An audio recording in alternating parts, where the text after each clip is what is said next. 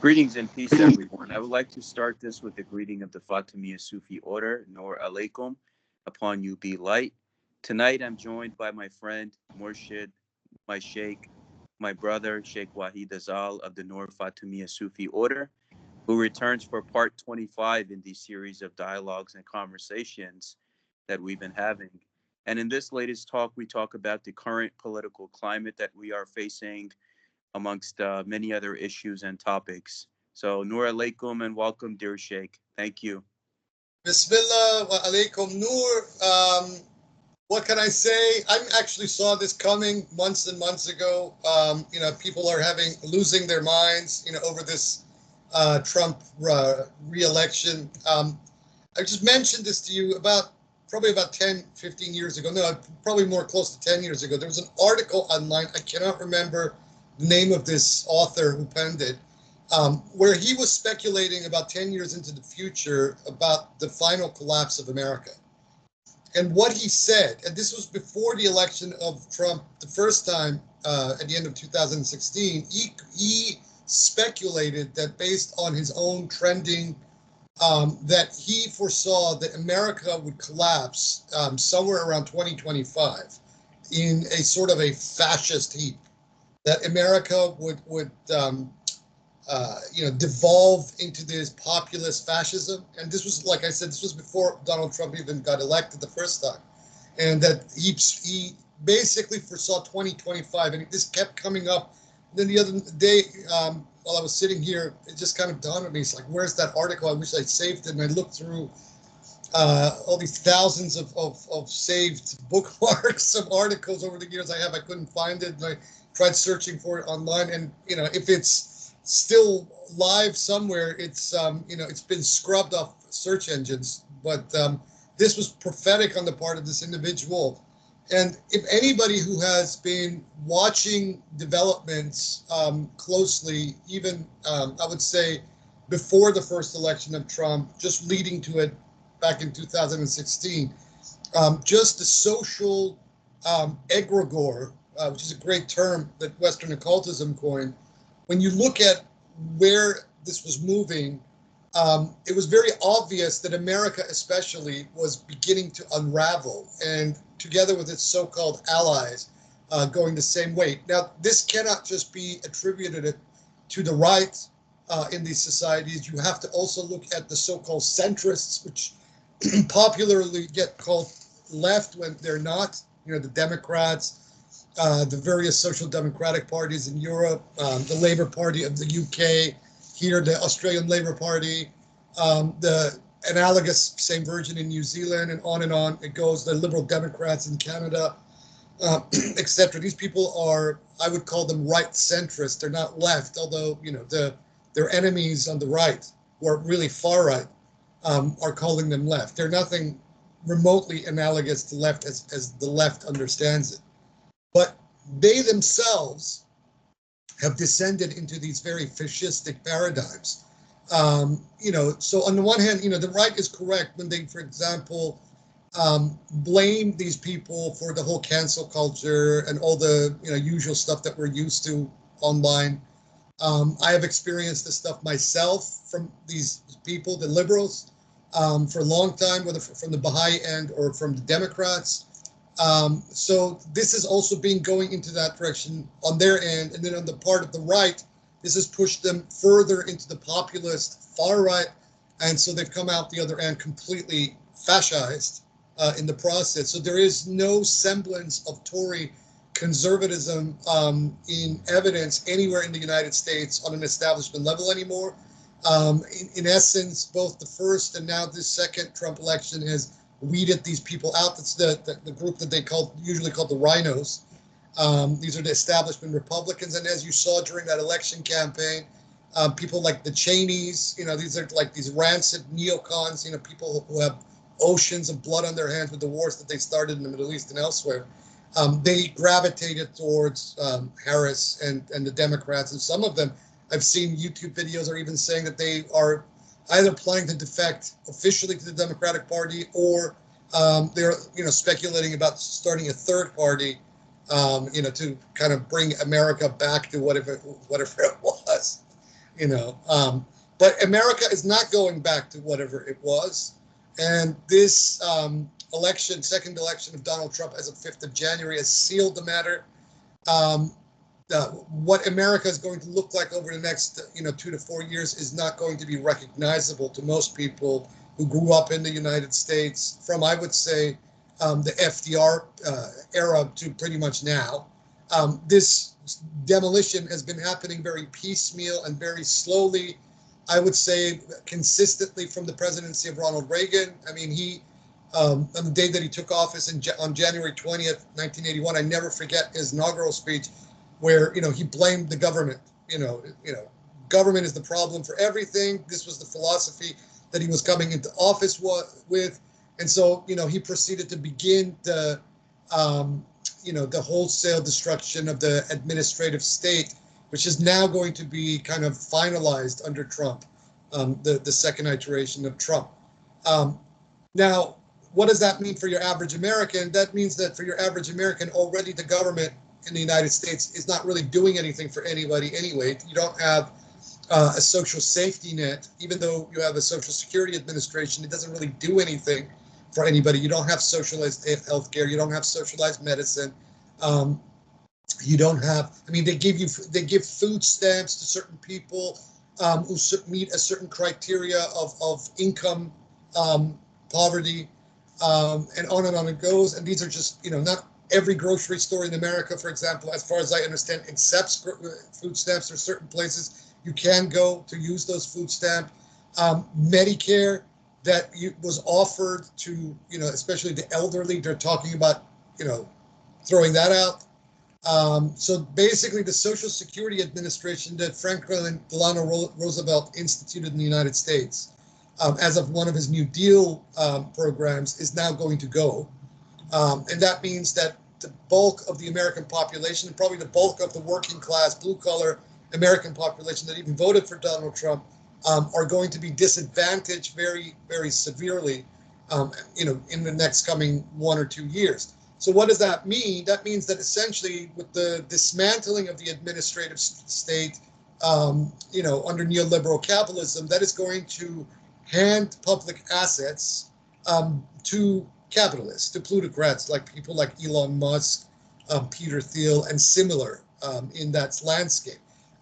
This is, even though they're using the language of populism and the people and et cetera, essentially they're going to violently hand the public wealth over to these people, which then essentially raises the question is that then what is the basis of a democratic social contract in place if your government and your elected officials and elected institutions have no interest in taking care of you as a citizen of that country? What is the basis of your citizenship even good for? Is it just these slogans, etc.?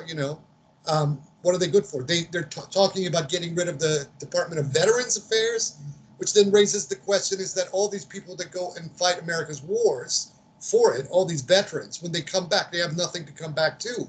So this turns the situation now for whether current veterans or future veterans of the U.S. military into a worse state unless these people are already moneyed up and can manage to, live their lives beyond any need for a government assistance.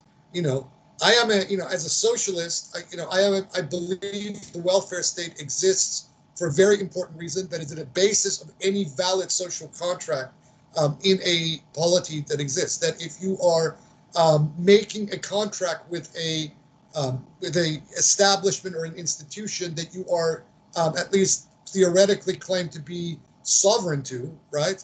Or sovereign of, that you are a member of the sovereignty of this body politic, that it is incumbent on any government or system to provide you things like Social Security, protect your health, ensure your education, that of your children, et cetera, et cetera. But in America, since the 1950s especially, because of the anti-communist, anti-socialist rhetoric that the American establishment thought was appropriate to fight the Soviet Union, and also the communists and socialists in America itself, they brainwashed the collective of the American public to shun and run away from anything that remotely reeks of socialism, Marxism, communism, etc. Until we are here today, where the blue collar and even the blue collar white working class and also the blue collar Latino and even certain segments of the African American working class have voted literally for their worst enemy, to their long-term disadvantage. And this was also a trend that we saw back in 2016, where people are voting with their emotions, or being sheepdogged into these into the maggotry, as I call it, and etc., into social fascism. At least the National Socialists of Europe, including the fascists of Italy, actually believed in welfare. They believe in the welfare state. Hitler and the Nazis actually provided to the German, folk. They created these institutions like what is it called? They call it in Germany, they call it the job center. So this is this establishment that hands out unemployment benefits, etc. And there's a joke in Berlin that as Hitler had committed suicide and half of Berlin was in ruins, that the job center was still delivering checks, unemployment benefit checks, to many of its recipients in Berlin. This is how effective this establishment that the Nazis established for their own public was. And on it goes. So what this says is that America has chosen the path of dystopia, this neoliberal dystopia on steroids, and that they are in the various rhetoric that the American society has been pushing since the 1950s on its public, which the 60s kind of briefly upset. But then once we came into the 1970s, from the Nixon era onward, it came back in a vengeance, and with Reagan, it really took off. Is this whole mentality of losers and winners, this very false dialectic, losers being those with, the poor, the disenfranchised, people with no access to capital, money, etc., and the winners being obviously the middle class, and especially the plutocrats amongst them. In other words, this whole rhetoric of winners and losers is a reverse engineer, class war, rhetoric. Basically, the rich weaponizing these two points of rhetoric against the working classes and against the proletarians, peasants, disenfranchised, etc. Marxists need to be attuned to this, which they haven't been. So we haven't seen, the counter narrative to these sorts of talking points in America that should have been coming out of the university establishment to push back against it. Instead, via the initial Frankfurt School and the postmodern rhetoric that alighted in the universities as of the 1970s, this whole wokeism came up, which, in my opinion, wokeism is reactionary ideology, because what it seeks to do under the guise of being progressive is basically neuter class struggle. It neuters all of these various things. So by creating these various pet causes, with whether it be the LGBTQ cause, whether it be all kinds of things, it doesn't allow the kind of solidarity of previous generations, where the left amalgamated all of these issues together in its war against various establishment, where decolonization itself was part of that. What the social engineers, I guess, understood from their experience in the 1960s is that it makes no sense to let these sorts of discourses, smolder and be cultivated amongst university establishment without them having any control over it.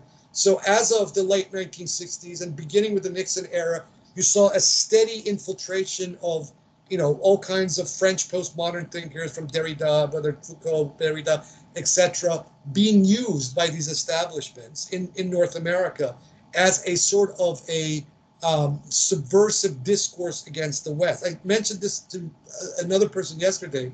My late mother-in-law, Blessed Roya's late mother, Ani, she was a lifelong communist, and simultaneously she was also a practicing occultist. She called herself a communist witch, where she said that during the day they would picket in the 1970s against establishment, and at night they would conjure and cast spells. This was Ani's life back in the 60s and 70s. She told me that throughout the 1970s, especially the activist communist left in Germany was extremely suspicious of these various figures of the Frankfurt School, and what is now cast in this under this label of the cultural Marxists. So who are these people? These are the Frankfurt School. The Frankfurt Schools are people like Max Horkheimer, Theodor Adorno, even to some degree Jürgen Habermas, and all of these figures that really took, denuded Marxism of its element of class struggle against the establishment and crafted these, cultural elements as the cultural struggle of Marxism, where then this allowed the center and the centrists of an establishment to co-opt elements of the left into their own orbit and basically then make completely castrated the actual activist communist left on the streets. And so she would tell me things that they, back in like the early 1970s when, Roya was only a baby, these guys would go and picket universities in Munich. They would picket universities in Stuttgart, etc., wherever like people like Horkheimer and Adorno, etc., would be speaking. And they would just hurl accusations that you people are counter-revolutionaries, you're fake Marxists, etc., etc. But by the time we got to the tail end of the 1970s and the beginning with the 1980s, progressively what the German establishment learned to do was to push the communist left into the margins using, the Frankfurt School and this so-called cultural Marxism. Because the agenda, especially once Reagan became president, was to destroy the Soviet Union and bring it down. And these communist activist elements in these societies, and particularly in West Germany, were a serious hindrance to that end. However, these cultural Marxists from the Frankfurt School were exactly what the doctor ordered. So they used these guys on the ideological front against the USSR and the Eastern Bloc, and then the rest is history. The wall came down. Gorbachev became a Secretary General of the Soviet Union. The rest. So here we are today, where I would say that the counter-revolution that the American establishment, together with their European allies, effected during the 1980s against the left, now we are moving into the final stage of it with Donald Trump. And the only way that they see that this can be effective is through this very conspicuous form of populist social fascism that Donald Trump represents. Now, before we get into that, I should also now bracket this with the criticism of the Democrats. The Democratic Party is an establishment party. The Democratic Party, since the time of FDR, has not cared a tittle for the working classes of the United States until very briefly we come to the period of Johnson and with his Great Society reforms that did do some substantial things for the American working class. But after Lyndon Baines Johnson, and especially when you come into the 1970s, whether with Carter, but especially in the post-Carter period of the Democratic Party, particularly after the election of 1994, when Walter Mondale was just completely decimated by Ronald Reagan. He only won a single electoral state in that election of 1984, sorry. After that, with Bill Clinton, when he became president in 1993, the Democratic Party had basically decided that they was going to turn its back completely on any kind of working class or progressive or radical agendas. In fact, from this point onwards, they are going to subscribe to neoliberalism, right? And neoliberalism, as capitalism's ultimate ideological development, is about empowering the rich, making them even richer because of this false philosophy of trickle-down economics that Reagan brought about. That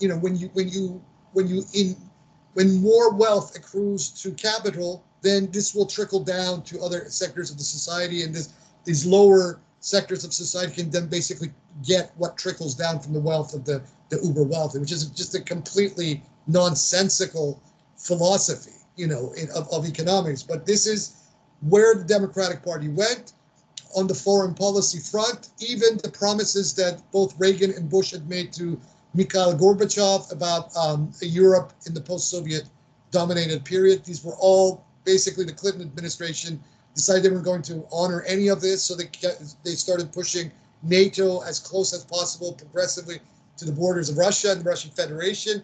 And so here we are. This is the mess. We're living under the mess of the legacy of Bill Clinton.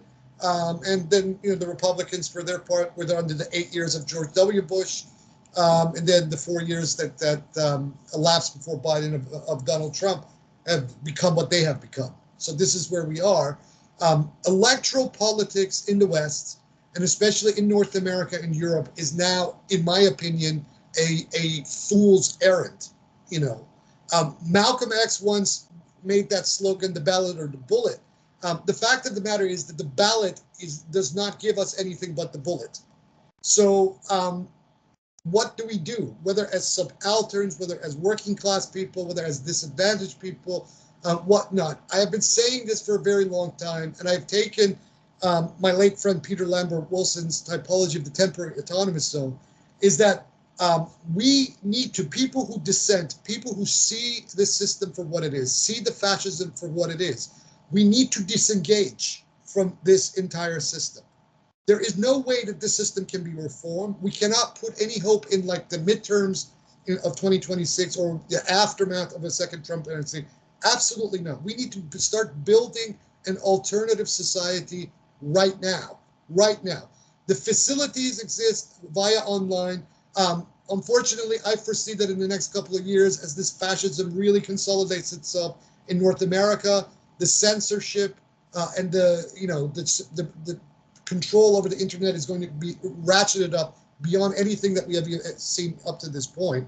But that doesn't stop, people who know ways around this, whether through the dark web or otherwise, to continuing to be electronically connected to each other. But this is what needs to happen. Communities, alternative communities outside of the purview of the system need to be created right now. The left, if they're genuine leftists, need to take this on board. We need to do the Paris Commune, as it were, or 21st century versions of what the Paris Commune were.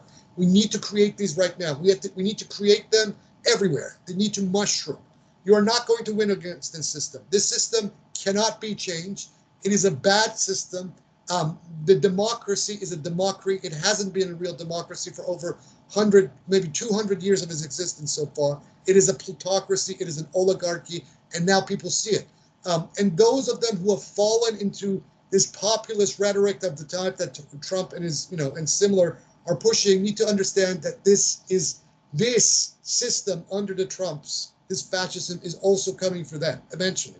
They might be pissed off with the Democrats, and rightfully so, but they need to understand that this Donald Trump and these fascists are coming for them as well. They're going to take their Medicare away from them. They're going to take their Social Security away from them. They're going to take any social safety net that they have taken for granted, however meager it has been in the United States since the 1980s. They're going to take everything away from them, right?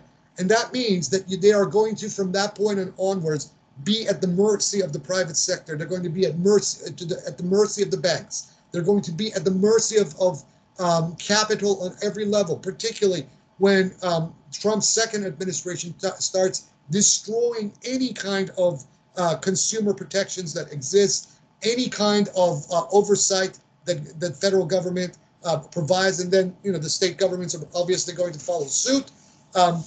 All of this is going on. No protections for anything. This is the reality of the situation, and this is what people need to take on board for themselves, for their loved ones.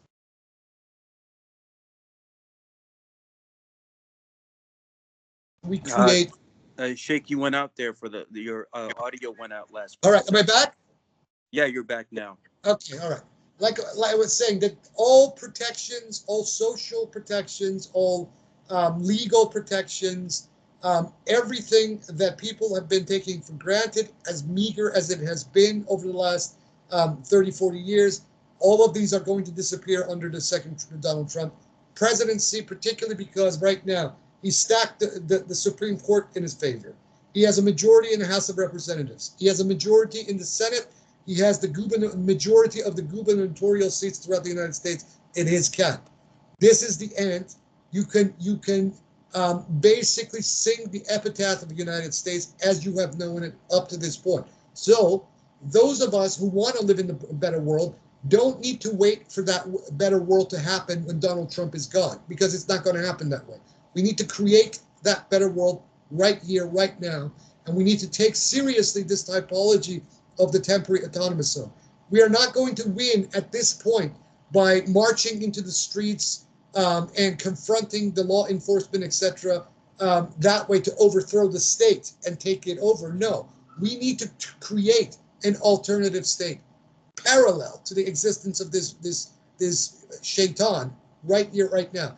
And this temporary autonomous zone that my late friend Hakeem Bey so eloquently gave us a very potent alternative paradigm and weapon that we can now develop needs to be taken seriously by the left, because otherwise we are finished, because Trump and his henchmen and this new regime that is coming, and with all of its tentacles throughout the world, whether here in Australia, in Europe, elsewhere, they are coming for the left. They are coming for all the dissenters. They're coming for all of those who want to collectivize the means of production. They want to come for all the environmental activists. They don't care that this capitalism is destroying the world. So what we represent right now, those of us who understand the mythos, this is going to be a fight by the forces of light against this Ahriman, which is the system that is now coming out at us with teeth, that is going to take everything away from us and create a prison planet on a scale that you didn't even think was possible. This is the New World Order. And can you hear me? Yeah, everything is perfect. Okay. This is the New World Order. I mean, it's ironic to me that people like Alex Jones have talked about this New World Order and laid it at the feet of the globalists and the liberals, because this is it. This is it. So, if people are expecting an isolationist America under Trump, they're in for a rude awakening, because American power since the Second World War has subsisted on its international and global weight. So if you think that Donald Trump is going to completely close off the borders of America to any foreign influence, you got another thing coming. He's going to get rid of the immigrants and the illegals, he claims. And there are going to be mass deportations, and you will see violations of human rights on a scale that you didn't believe that America was capable of. This is all coming. This is all going to happen. You take this man at his word, he's going to do what he said he's going to do. But ultimately, we need to find a way out of this, and the only way out of this is to create alternative communities, to create these temporary autonomous zones. Yes, Sheikh. You're absolutely right, and I hope all of those that are listening to this podcast and that will listen to it take heed to what you are saying. We definitely need a middle force, not on either side, because neither the Democrats or the Republicans have served the people. We need that middle force. We don't have to wait for the midterms or the next election. We got to take action now. And Donald Trump absolutely did say, now. he did say, Sheikh, that he's coming with a purge type government. He's going to go after everyone. And he's going to do it. You take this man at his word, he's going to do what he said he's going to do. Let's look at the Democratic. There are people now, I lost a whole bunch of people who defriended me here and elsewhere because I basically denounced the Democratic Party and Kamala Harris's candidacy. Let's look at the report card of the Democrats of the last 4 years under Biden. Not one promise that this man made on the campaign trail in 2020 on the social and economic front was fulfilled. Not one. Okay? On foreign policy, the first thing that they do is they hand back Afghanistan on a silver platter to the Taliban, in the process stabbing in the back all of those Afghanis, the contractors, the families, the translators, all of those that for 20 years were working side by side with the American military presence in Afghanistan, which was a substantial population of people, right? Other than those who were combatants on the side, like the Taliban and its various allies fighting the Americans in Afghanistan.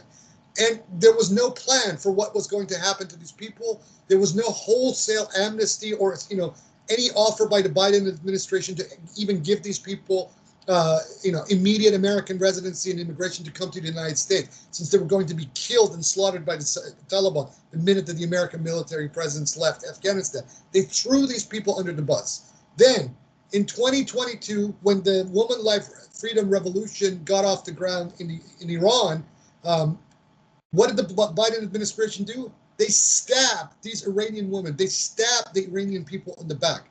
All it would have taken for the Biden administration to allow this revolution to reach its conclusion was if they had allowed the European Union and the European Parliament to impose sanctions on the IRGC. If they have done that, then the regime in Iran would have unraveled within a week. And the reason is very, very simple. Everybody knows about the international sanctions on Iran. However, the Islamic Republic of Iran has diversified its assets and interests, financial interests throughout the world. They have massive investments in Europe. They have massive investments in the Gulf. They have massive investments even inside North America itself. And the way that they manage these kind of investments are through the children and offspring of these former regime officials that basically went into the system in Iran and came out the other end multi-millionaires and billionaires. We have a label for these people. We call them Aghazadehs. The children of the Aghaz, the children of the aristocrats, the big men. Aghazadehs, we call these people. So the sanctions is just a formal thing against the regime. But the fact of the matter is that the regime, and especially its elite, has sustained itself through these Aghazadehs and its investments outside of Iranian borders in the United States, in the Gulf, etc. The Biden administration, because obviously it is dealing with these people and because it has shared interests with these Aghazadehs, financial or otherwise, refused to allow the European Union to impose sanctions on the IRGC. If that one thing had happened in December 2022, we would right now be talking about a post-IR Iran. Addition to that, obviously the lobby organizations and the lobby groups in the Beltway and also in Europe were not, especially the Jewish lobby in the United States, didn't want a feminist revolution in Iran. They didn't want these Iranian girls to take power in Iran and establish a social democracy represented overwhelmingly by Iranian women. Why? Because if that had transpired, then it would have spiraled into the Gulf countries, and all these friends and allies of Israel, all these signatories of the so-called Abraham's Accord, all these parasites, Gulf Arab parasites, would have been washed away by their own women wanting exactly the same thing that the Iranian women want. And this would have then been dangerous to Israel itself because its financial and long-term economic interests in the region, even without Hezbollah, even without the IRI, would have been threatened, very seriously threatened. The Israelis and the far right of Israeli politics does not want this kind of social democracy in the Middle East, represented by educated, switched-on women in that region, because it represents a threat to them as well, and to their, quasi-halachic-based theocracy that they're trying to erect in that, sorry excuse of a so-called secular democracy. So they did this, and then on top of that, you have the last, almost 12, 14 months of what has transpired in Gaza, that the Biden administration basically underwrote. They cannot say that we cannot control Netanyahu, because that's a load of baloney. Everybody knows that the dog is the United States and the tail is Israel, and not the other way around, right? These people, it is a narrative to kind of project this overarching power and influence of the Zionists and the Jewish lobby in the United States. That's a convenient narrative. Those who hold, the leash holders and the tail itself is Israel, but the leash holder and the dog is the United States. They could have stopped this genocide in Gaza on the first week or the first couple of days. They refused to do it. Instead, they steadily armed Israel more and more and more and more with the most sophisticated munitions and arms that we have ever seen, right? They have right now torn Lebanon to pieces. Anything that was left after the last Lebanese civil war, these Lebanese built up their country after the devastations of 3 civil wars that preceded it. The Israelis have completely trashed Lebanon, completely trashed it right now, right? and the only reason for that is not because, they think they want to destroy Hezbollah, because Hezbollah has been there for the last 30, 40 years. And Israel could have, if they are this omniscient and all this powerful, they could have destroyed Hezbollah through other means during this period, but they haven't done that. The reason is simple, is because the plutocratic class in the West is looking at financial opportunities, whether on Gaza, these Jared Kushner, the husband of Ivanka Trump, blurted it out, gave out the secret that the agenda here is to basically gentrify Gaza, to build resorts over Gaza. And the only way that this is going to happen is over the corpse of the entire Palestinian population of Gaza. So this is the agenda. It is not about, a bunch of these Islamist lunatics doing whatever they did on October 7th. The ultimate agenda is to take this land by force, murder and genocide its entire population, and then build these resorts and hotels and apartment blocks on behalf of capital, and they want to do exactly the same thing in Lebanon. This is what we're witnessing is this so-called Greater Israel Project in effect. These, revisionist Zionist Stern Gang Irgun hairs that are in power in Israel today. These are not the hairs of Ben Gurion and Golda Meir and those labor Zionists. The people in power today in Israel are the legacy of Jabotinsky and the Stern Gang Irgun and these far-right fascist, Zionists who at one time even wanted to be in alliance with Adolf Hitler. This is all on the book. This is all the history. So these are the people that you're dealing with. They are aggressive. They want Lebensraum beyond their current borders right now. So they want Lebanon. They want Gaza. Probably they also want the Sinai. Eventually, Abdullah and this Hashemite kingdom in Jordan is going to be threatened by these people as well. And then until they come to the very bank of the Tigris and Euphrates River in Iraq. This is what they want. This is what these Zionists want to create. And then they want to bring as many of these Brooklyn and New York City Ashkenazis into that region as possible. In essence, displace the indigenous people of that area of the Middle East and replace them with these, these Brooklyn and these white Ashkenazi Jews of North America and Europe. This is the agenda that is trammeled. This is the end game that these Zionists are pushing for, and this is exactly what America is facilitating, and also what these parasitic Gulf Arab kingdoms are themselves facilitating in the process. People need to understand this and understand that if in the last couple of years certain things had transpired in another direction, all of this would have been impossible. But this is what they want, and this is what we must resist. We must resist this beast, this shaitan, this dajjal, which is embodied in the plutocratic class of the United States, whether it's the face of Donald Trump or this spawn of apartheid, this Elon Musk, who is just this rancid fucker of a plutocrat, this Elon Musk. These are the people that we are up against. This is the people that this humanity is up against, and these are the people that we have to fight ultimately and bring down for a better world. The Democrats deserve everything that they got. The Democrats deserve getting their asses handed to them on a silver platter. But we, the people of this planet, the dispossessed, the wretched of the earth, what Frantz Fanon called, we need to, get our own shit together, because what is about to unfold as of January 20th of 2025 is going to be on a scale that you have not seen before. Everything this man says he's going to do. He's not bluffing to anybody. He's not bluffing. So we have to protect our own. That means that this whole rhetoric on the part of some of the progressive left that wants to shun, guns. In the United States, you have a right to bear arms, and the left needs to take this seriously. Bear arms. Because when these authorities come for you, right, what do you have to defend your loved ones? What do you have to defend your own property?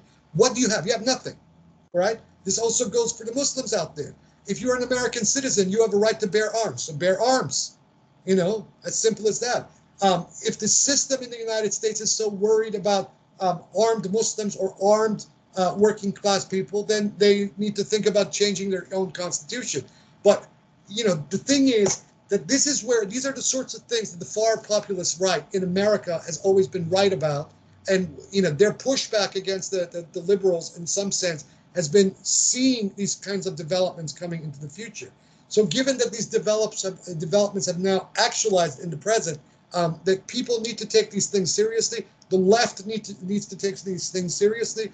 We are going to be in a struggle with these fascists on a level unprecedented at any time, whether in the United States, in Canada, here in Australia, or elsewhere. I saw the same thing on a micro scale about 2.5 weeks ago. I was canvassing for a Green candidate, a local Green candidate here in the seat of Ashgrove here in Brisbane. The amount of work that was done to get this candidate this was a state election, to get this candidate elected to the state parliament, we thought we won because we canvassed about 2 or 3 months before these elections got even on the ground. We were putting signs, pamphlets. I did like several different rounds of letterboxing all throughout this area. And then when we were at the polling, in the pre-polling, I was there throughout the entire process of the pre-polling. Everyone that we spoke to said that they voted for our candidate. But once it came to the election day, right, these tallies of votes that came and were counted made absolutely no sense. The Tories had shoehorned their own candidate only 2 weeks before the election. This woman was unknown in this district, and most of these Tory people that were there at the pre-polling looked completely demoralized in comparison to how we were actually getting people to vote for our candidate. Yet, what happened? The incumbent candidate, right, the centrist, got reelected, and the Tory got the second most amount of votes. Our candidate didn't even come fourth. And this was inexplicable. All our data on the ground was telling us differently. All our conversations with people were telling us differently. So this is where Western democracy has gone. That the right and the centrists together, the Democrats and the Republicans, will conspire against popular movements. They will conspire against environmental movements. They will conspire together against any movement that is seeking genuine rights, genuine protections, genuine socialism, all of that. So if that is the case, this establishment is our enemy. And so we need to create our socialism ourselves. We need to push back against the forces that are destroying this planet. So, to put it in Zoroastrian terms, we are the knights fighting on behalf of our mother, which is the earth. It's simple as that. And this is our mother, who is the angel of the earth, rather.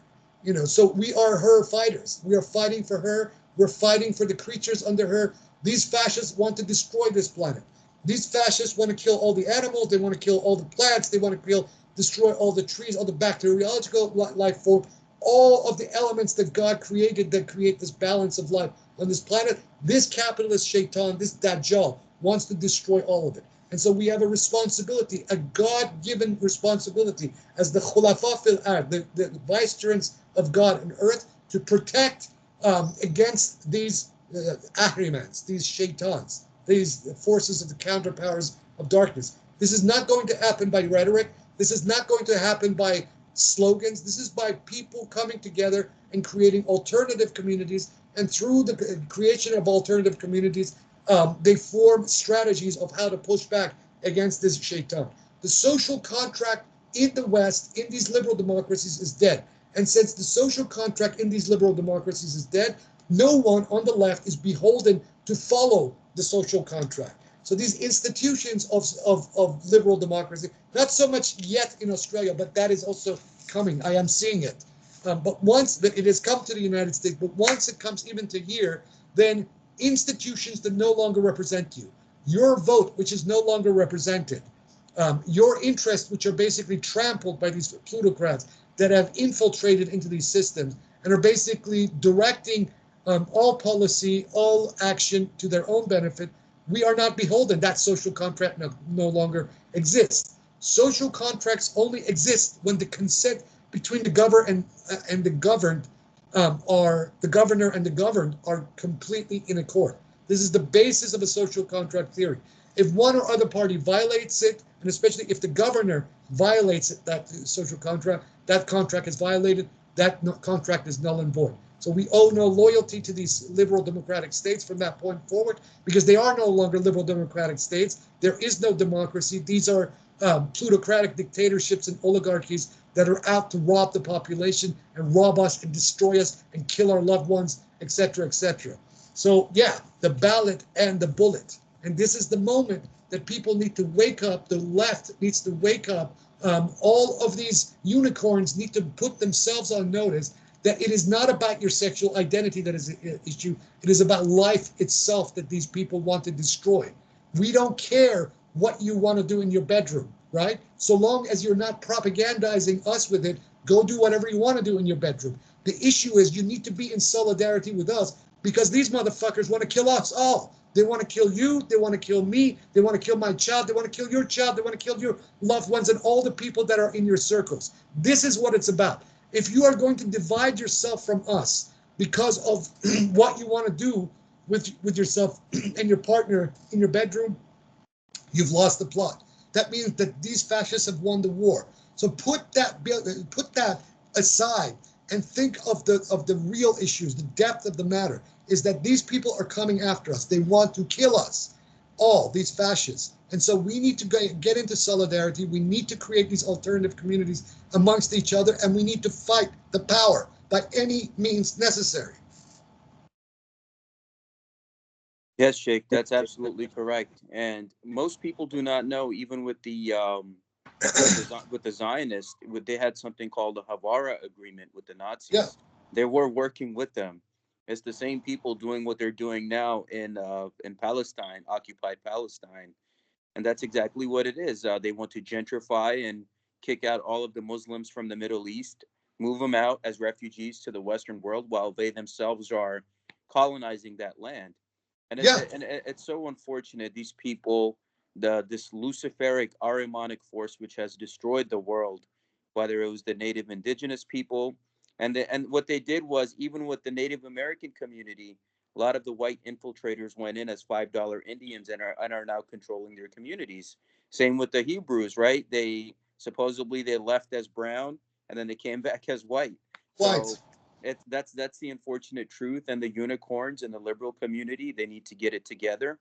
And the Muslim community in America, or immigrant communities, go to your local sheriff's office and apply for a permit to carry legally and lawfully under the law.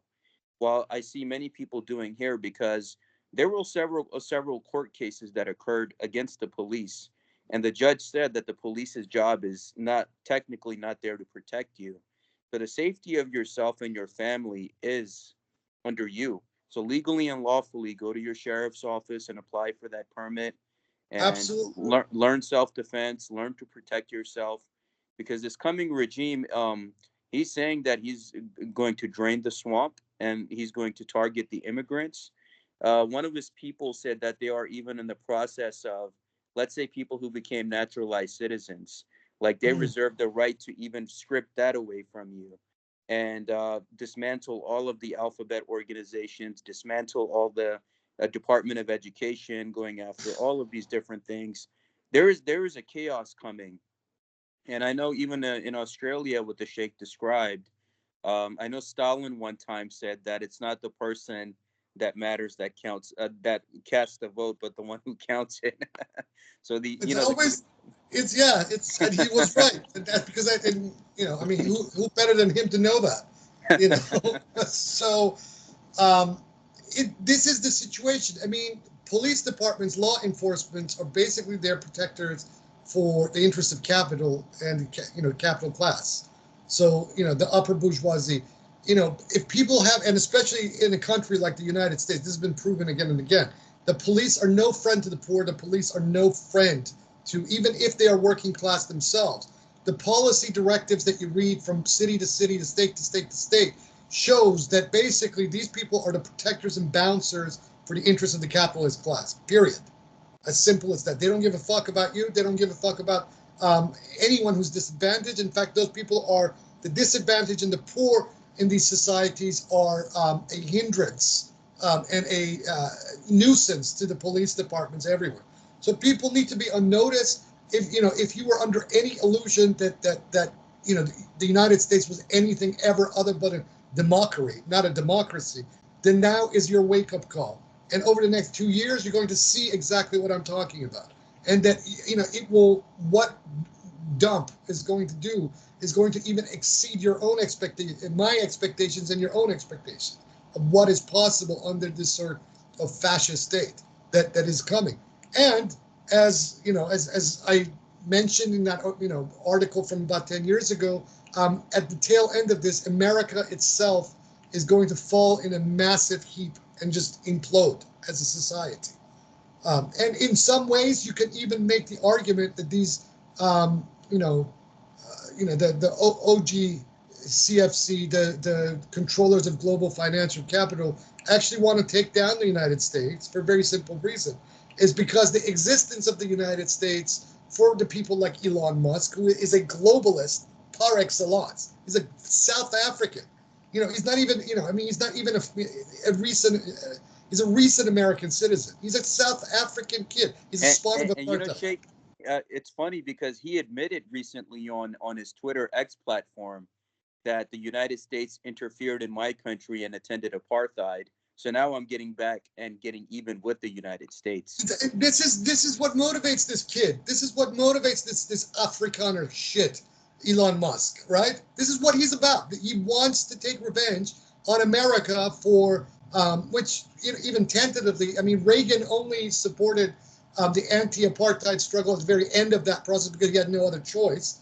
But the fact is that America actually supported the apartheid state, and Israel we all know all about. But this is what this is all about.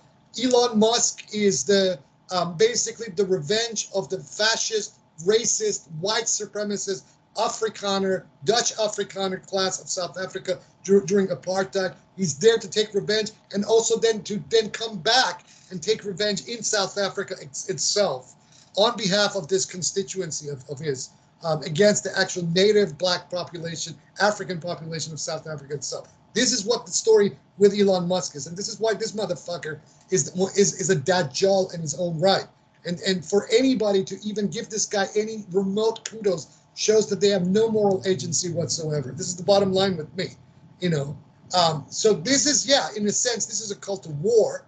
The Democrats, I will say it. I don't care if people have a problem with my language at this point. The Democratic Party and the neoliberal wing of the Democratic Party can go fuck itself. Very simple. These people are backstabbers. They are betrayers. They are the worst kind of scum imaginable. But now we are facing the real enemy, and this real enemy is this maggotry of Trump and these fascists. And we will fight these people, even if they take me and anybody associated with me. If we take us out, we will haunt you from the grave. You think that this material world is the only place that we operate out of? We're occultists. We're operating on a much bigger plane. You come after us, we will come after you. You have weapons, we have bigger weapons, because our weapon is God herself, who is gunning for all of you. Yes, let me put it to you this way. God protected Donald Trump in that first assassination of him for a very simple reason. Because the agenda of the Al-Haj is very simple, and that is to take down the American empire. And the American empire would not have gone down with Kamala Harris being elected to the White House. But the American empire will be taken down with Donald Trump in the White House. And this is the reason why the Al-Haj protected Donald Trump on that day. And even maybe because that whole event in Pennsylvania was even a staged event, to basically build up his base to say that God protected Donald Trump. But the agenda from above was that Donald Trump must come in so that America can go down. That is the bottom line. So anybody who thinks differently about this is a chump. Yes, the Al-Haj, makaru wa makaru Allah wa Allahu khairul makirin. They conspire and God conspires, and verily God is the greatest of all conspirators. And these people are going to find this out in the next 4 years. and that, Sheikh, that's the most interesting thing, because Donald Trump is known for his skits and promos and acting in the world of professional wrestling, as we know. So who knows, that whole thing in Pennsylvania was orchestrated to make it look like a staged professional wrestling type of a kayfabe event where people would like come on his side, right? There's a heel and Yeah, then there's a hero and a baby face. So they orchestrated all of that. And I know they tried to blame Iran, that Iran is there to assassinate him and all this stuff that they're trying to do. But like you said, the supreme goddess, the all high, is the best of all planners. And these people are not going to get away with anything for the hundreds of years of colonialism and destruction they have wreaked upon the black and brown that's the plan. people of Yeah, all that's over the the whole, world. and also upon their own, not just upon, yes, we all know that what they have unleashed amongst black and brown people and the manner in which they've colonized. But these plutocrats, these upper class white supremacists, have also done exactly the same thing to their own people, the white working classes and white disadvantaged classes, and continue to in a very dumb kind of way, continue to vote for these people. But this is the bottom line: that God will have its revenge against these people. They may be ascendant now. The Donald Trumps may have won this electoral landslide. That's not the end of the story, right? The fact is, the All High, and let all of these evangelicals, let all of the supporters of Donald Trump, and all of these people know from me that the All High is gunning for you. It's gunning for you. And until it takes you down and lets you know that it was the one that took you down, the All High, God, right? The creators of the heavens, of the earth, and all that is between them. It will let you know that it is going to take you down. And it's speaking through my mouth right now that it is gunning for every last one of you motherfuckers, to the last one of you. Donald Trump, Elon Musk, Peter Thiel, all of you. The All High is gunning for you. You have a massive target by heaven on your foreheads, by the All High, from heaven itself. It is coming for each and every one of you. Take that to the bank. Take it to the bank. This is where it's coming from, not from anywhere else.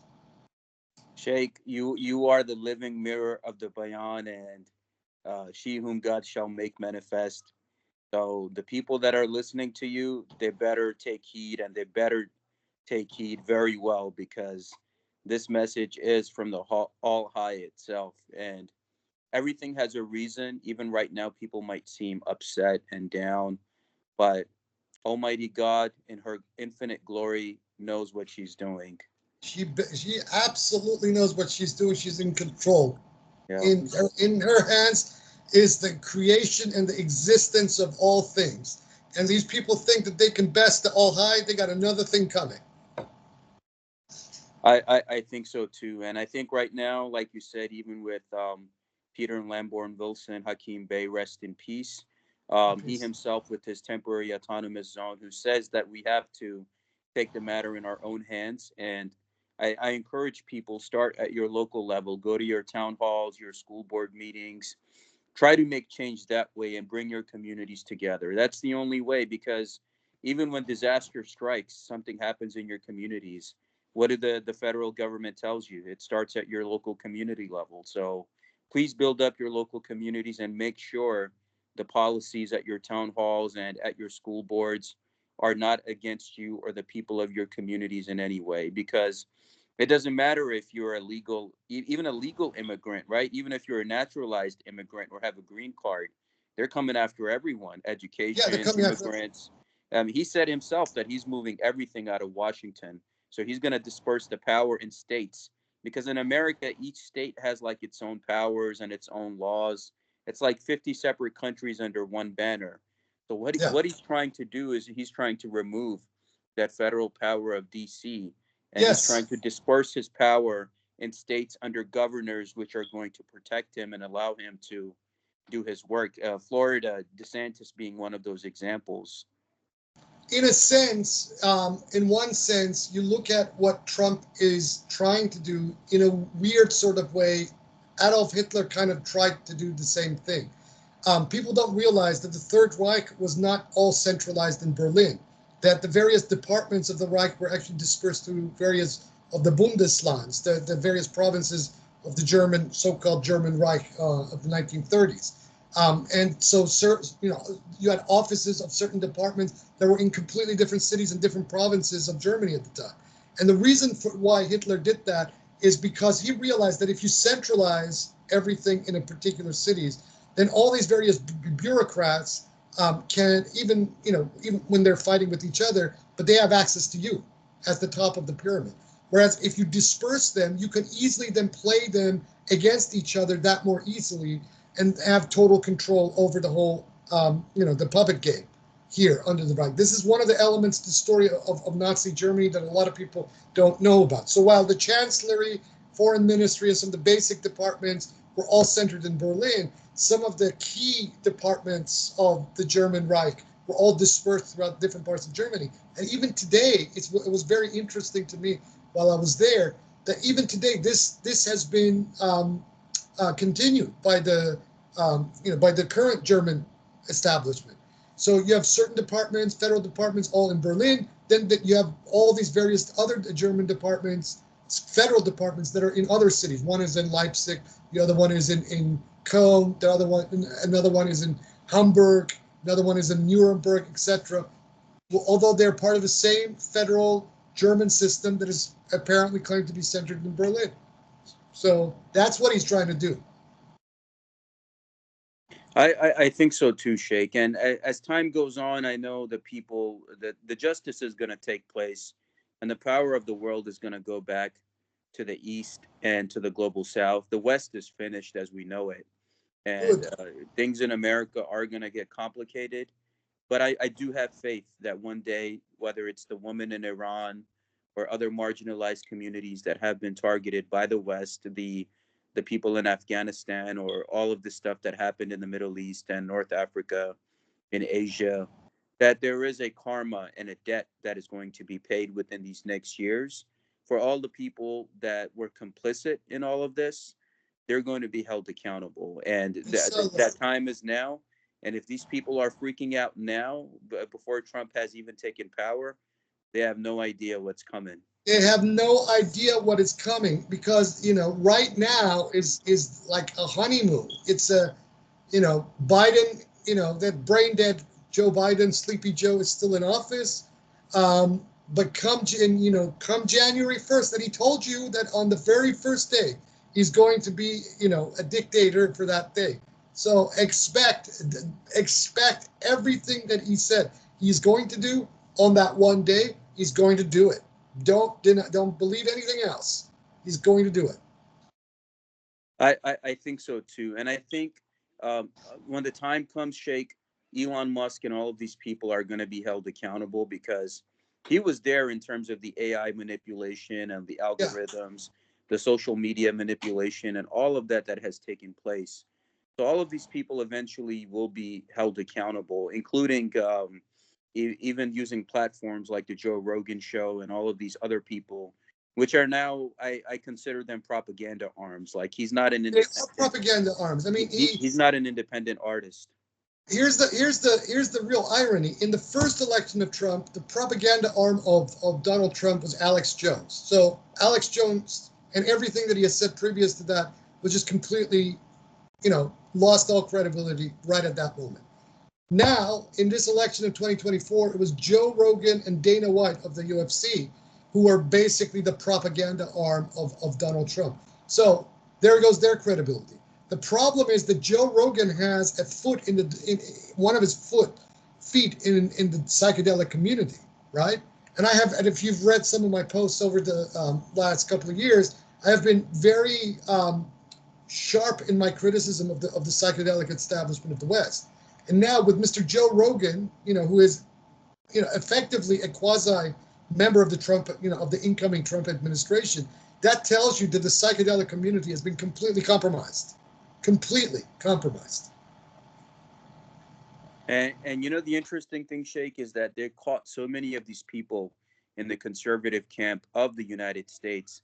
I think they were either American or British intelligence assets, or the second thing is, especially with Candace Owens, and the second thing is that they were caught they were peddling Russian propaganda, such as Tim Pool and a couple of these other people that have been getting caught. So, I mean, the conservative, supposedly the truther community, the occult community, all of these people are agents and assets, and they are compromised. Absolutely. Whether it's from the British side or the Russian side.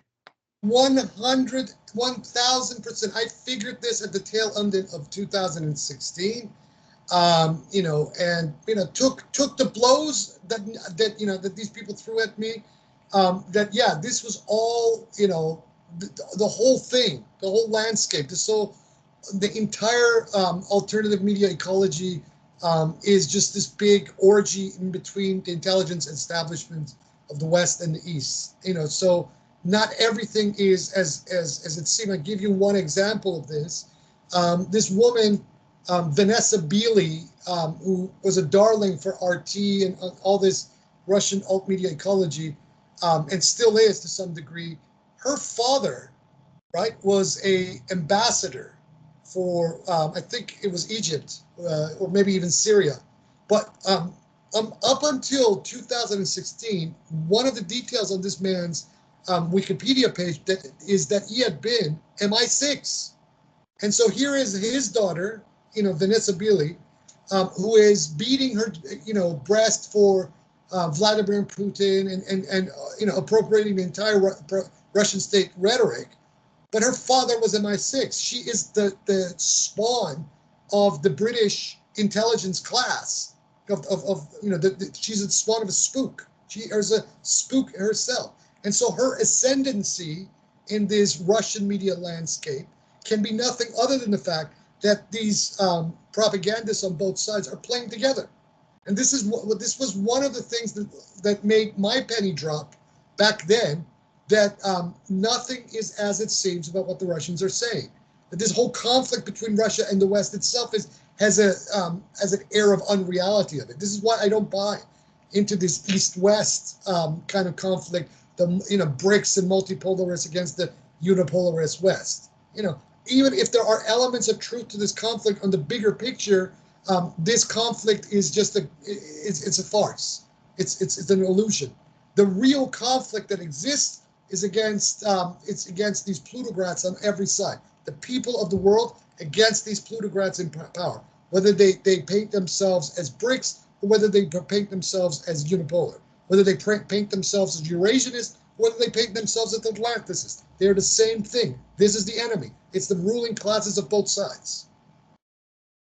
I think so too, Sheikh. And it is the ruling bourgeoisie that is going to perish when the time comes. And Inshallah. inshallah, I hope within our lifetime, Sheikh, within the next um, 4 or 5 years, by 2029, something happens and the power of hope and the power of change is returned back to the people. And I Inshallah. really pray.